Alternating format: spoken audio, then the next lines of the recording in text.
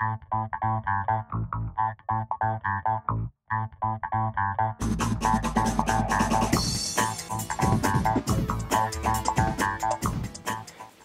I'm Anthony from Banner Brothers Fishing. Today, what we're going to be running through with you guys is exactly how we rig a circle hook for the purpose of game fishing, and in particular, marlin fishing. The use of a circle hook enables the hook to be lodged in the corner of the fish's mouth, which gives it the best chance of survival upon release. Now, we tag and release most of our fish, so this method has worked really well for us. So we're just going to show you exactly how we do that now. So what we're going to do first is take some 120 pound fluorocarbon leader. Now we pair it up with a circle hook, and in particular today we're going to be using these Owner 90 inline circle hooks. It's extremely important that the hook is an inline circle. That means that the hook is basically straight with the shaft of the actual hook itself. You don't want to offset. When they're offset, they don't actually end up in the corner of the fish's mouth. As they're being dragged out of the fish's body, they do get lodged in the side of its gut cavity and sometimes in its throat. So the fact that it's straight enables the hook to come all the way out of the fish's body after it's inhaled the fish, and enables the hook to be lodged in the corner of the mouth. So what we're going to do is take about 3 meters of 120 pound fluorocarbon, just like so. Now the reason we use 3 meters long is basically because most of the marlin we catch here off the New South Wales coast are within 3 meters in length. So whenever the fish has the hook in the corner of its mouth, the end of the leader is past the fish's tail, so we're not in danger of getting it cut off as the fish is swimming along away from the boat. So we've got our 3 meter length of fluorocarbon. We get a small figure 8 style copper crimp. Okay, they have to be nice and small, so it's as less as possible resistance in the water and a lot less for the fish to see. So we put the crimp on first,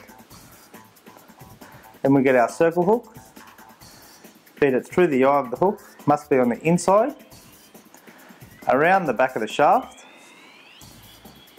and back through the eye, like so. We pull it tight, then we slide our crimp down, insert the other piece of fluorocarbon, pull it down within about 1 inch of the end of the eye of the hook. We get our crimpers, make sure we use the right size that is compatible with the size of the crimp we're using, and clamp down.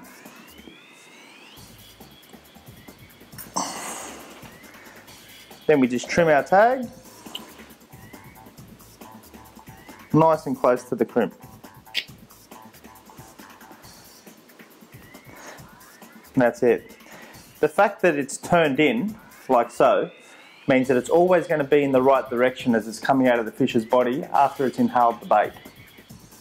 So go to the other end. We get another small crimp, same size, figure 8 copper. Slide it onto our fluorocarbon. Then we get a piece of armoured spring. Now the purpose of the armoured spring is to protect the leader from rubbing against the snap swivel that we have connected to the end of our monofilament.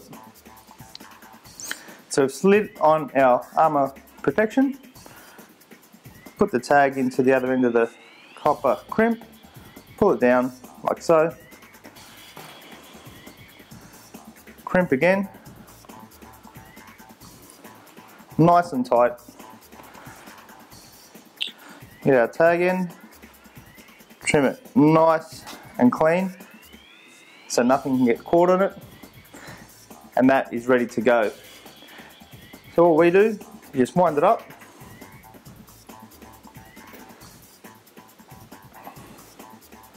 in a nice neat round configuration like this.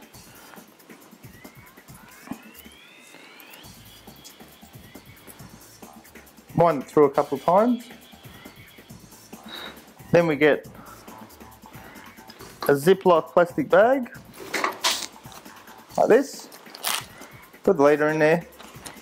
We'll get our black texture. We write on here what it is.